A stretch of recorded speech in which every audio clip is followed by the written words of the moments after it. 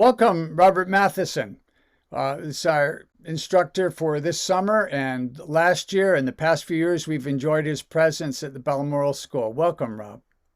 Um, Hi. just to give a quick bio, Rob Mathieson was pipe major of Shotts and Dykehead Caledonia Pipe Band of North Lanarkshire, Scotland from 1986 to 2010. And the band won 30 major championships under his leadership. It was 5 times world champions, and you're the only pipe major, I believe, who's at every one of those. It started off with one of your own compositions, and opening each winning medley with one of your own tunes. And you've recorded wonderful albums of solo work. Ebb-Tide, Grace Notes, and the Big Birl, which I enjoyed tremendously when they came out. It was some of the only music that was really advanced and kind of in the moment. They rocked out as well in being traditionally excellent. So I truly enjoyed those. And you, as a composer, both for bands and solos, you've got 4-volume collection of pipe music. And competing as solo piper for the MacCallan Trophy in Brittany, you're the only piper who've won all categories in the competition: Scottish, Irish, and Breton. So it's great. Welcome again. So I've got some questions for you about. It's great to have you back at the school teaching, and just some simple ones. How old were you when you first started piping? Oh, good question. I started off at the age of 12, and I lived in a mining community in West Lothian, Blackburn, West Lothian, and the local band there, or the closest band there, was Polkemet Colliery, which was sponsored by the mining community. All the miners paid so much from their wages each week to sponsor the band. I think it was like 5 pence automatically came off their wages, but there was a lot of workers, so it was a good sponsorship. The band was originally called Whitrig Colliery, and it became Whitrig and Polkemet, then it became Polkemet. And I started there as a youngster in the Polkemet Juvenile Band. Did you start with friends your age? Yeah, in fact, when I started playing the pipes, I didn't realize it was the bagpipes. It was the practice chanter I went to learn, because my friend at school brought his practice chanter into the class. You know, I don't know, at the end of term, you're allowed to bring in games and things the last couple of days, a bit of leisure time, you know. And he brought his practice chanter, and I had a go at this, and I thought, oh, I really want to learn this. And I went along to the first lesson where Johnny Barnes was the instructor. And he told me to come back. He had 45 kids sitting, and he had too many. So he says, come back in 3 weeks when there's a few people dropped off or whatever. And so I went back, and it dropped off, and I eventually got in. And my friends in the band were friends for decades after that, and still are friends, actually. But there's an interesting background to that. We had, I think we only had about 7 or 8 pipers eventually when we were competing successfully as a novice band. And we won the world championships eventually. Oh, but out of those 8 pipers, 4 or 5 became grade 1 pipe majors, which is quite a statistic. Yeah, that is. That's something. You know, and famous ones, I mean, like David Barnes, Johnny's son, became the pipe major. Gordon Stafford for Tifficon and Bathgate, he had took them into grade 1. Jimmy Drummond had Tifficon and Bathgate, took them into grade 1 as well. And Stevie Young at Polkemet, you know, so it really was, we were in good company, and Johnny had a real good knack at bringing the best out in kids, you know, but it was a tough instructor. You wouldn't get away with that method of instruction nowadays. what what lessons stand out the most with him? Well, the thing that stands out generally about how he taught us, everything was sung to us. He would sing every melody, and he would demonstrate the inflections and the phrasing and the punctuation, really exaggerating the emphasis and the punctuation as he sang to you. He did teach you academically how to read music. You had to be able to do that, but he wasn't interested in talking about the note values. You had to get them right. But once you understood the mathematics of the written notation and the embellishments, he would sing you the tune, and he wanted you to play it the way he sang it. And to me, that is it's one of the weaknesses nowadays, I would say, generally speaking, in teaching, because I hear a lot of instructors and players who have obviously been taught almost to a forensic level on the embellishments. You know, they teach them the mechanics and the expression and the embellishments really in minute detail. But you sometimes find they don't actually deliver the musical idiom, and that the music doesn't tell you that. The music doesn't put blood into it. It puts a skeleton in there, but it doesn't put muscle and blood onto the tune. And that comes from the singing, I think, and people singing it to you and saying, no, phrase it like this, you know, and sing the song. And that's the biggest thing I remember about my tuition from Johnny Barnes. In fact, when I look at a piece of music now and to sight read the music, if I'm looking at the music and trying to sing the tune in my head, I hear his voice singing it to this day. You know, if I look at it and I start to sing it, it's his voice that I hear. I like that. So that's the important thing, perhaps, when we tell students that traditionally it's been an oral tradition, but that's not an old-fashioned thing. It's actually of utmost importance to hear the song in the music. That's what you're saying, right? It's actually more important in bagpipes because we don't have the ability to change the volume. And you can actually do it in if you're playing fiddle or accordion, you can get the same effect, but it's a much more mechanical presentation because they want an accent and want to push a note out, they just increase the volume. But they can be playing very straight line and increase the volume, and you've got that kind of cosmetic light and shade. When you have to express it and you're not able to increase the volume, that's the great art of playing the bagpipe. Well, do you remember what your first tune was, Rob? Yeah, first tune would have been Mary's Wedding and Terry Bus. That was the set format: Mary's Wedding, Terry Bus, and Corrie Hoyley. And I think they were kind of world standards in those days for teaching kids.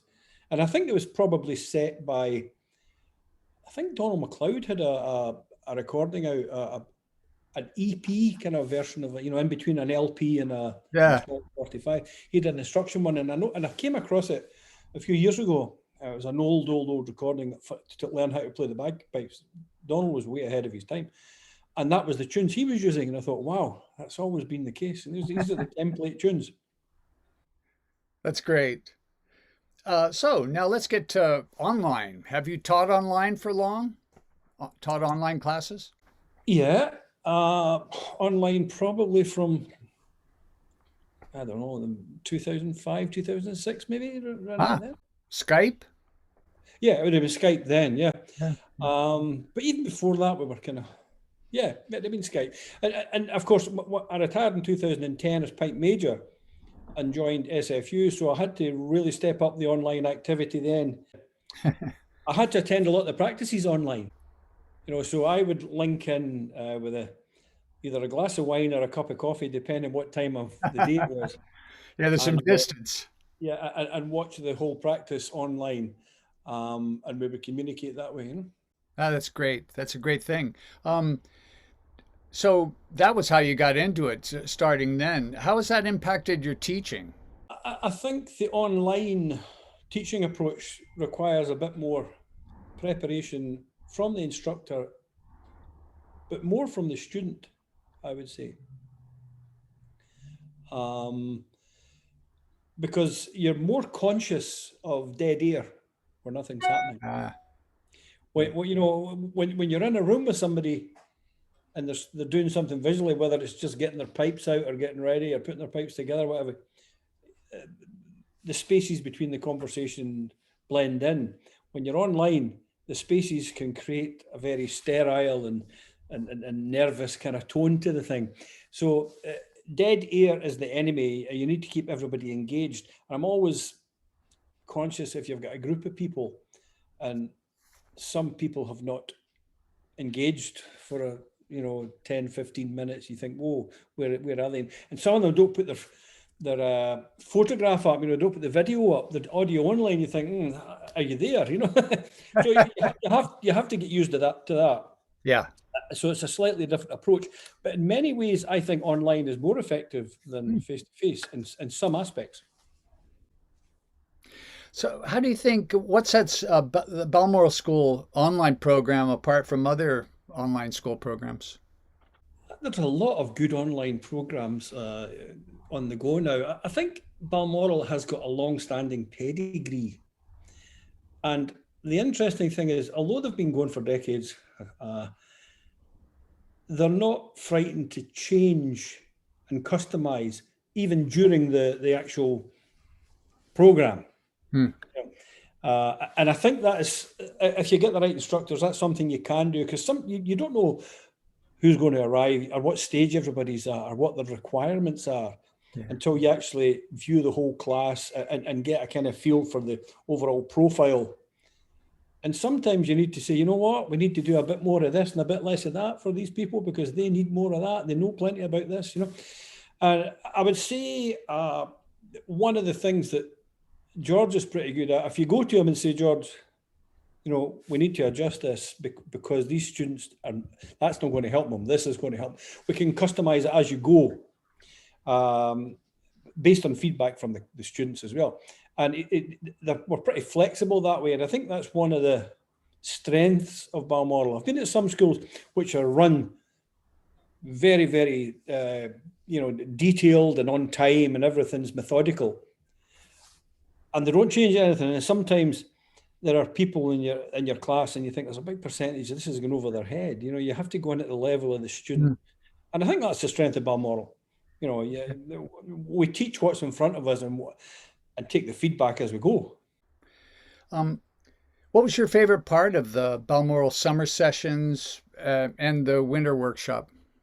I think the favourite part is when you hear the students playing socially during and how they develop over the week. I mean, there was in the live sessions when you heard them play in the evening, you would sometimes see some students who are very, very shy and intimidated at the start of the course during the initial interviews and take a bit of warming up in terms of engaging in conversation or asking questions, you know. And then halfway through the week when they find their feet, they suddenly pick up the pipes and they come alive and you hear them. Then you get to see the real and hear the real person. You know, I like seeing that, you know. Yeah, that's great. If you had to pick two things that you would like students to take away from their Balmoral experience, what might they be? The two things I think they should take away, one is confidence. They should leave with far more confidence than they arrived with in terms of who they are, in terms of what their piping profile is and what they can do and what they can achieve and what they can deliver in terms of play, whether it be competition or playing at gigs or joining a band or whatever. That's the one thing they should take away, confidence. And the other thing is answers.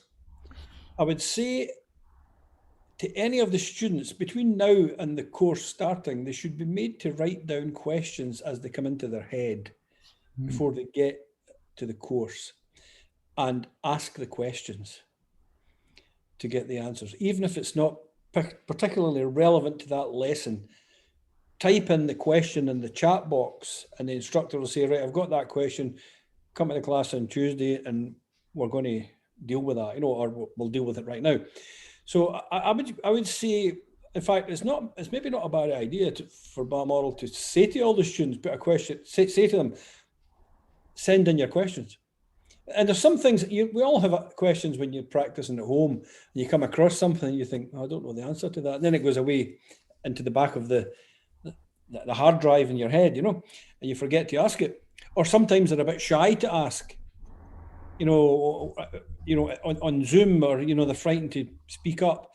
But you can type it in quietly and say nothing and put it direct to the instructor and you'll get your answer. So I would say, give us your questions so that we know.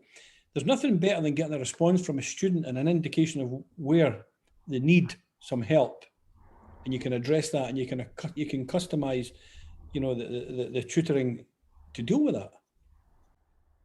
It's nice that with this system, that's one of the online advantages, and that you have the chat. So the questions are in there as they think of them. It's not something that's forgotten as maybe something else is going on. That's great, Rob. What are you looking forward to with this summer's session? Well, if we get some return students to see how they've developed, All these, it's all about learning and working and learning, but there's a great social overtone and camaraderie to these schools, and from piping's a great leveler. Doesn't matter what your job is or what age you are. You have something in common with that person because you both play the pipes, and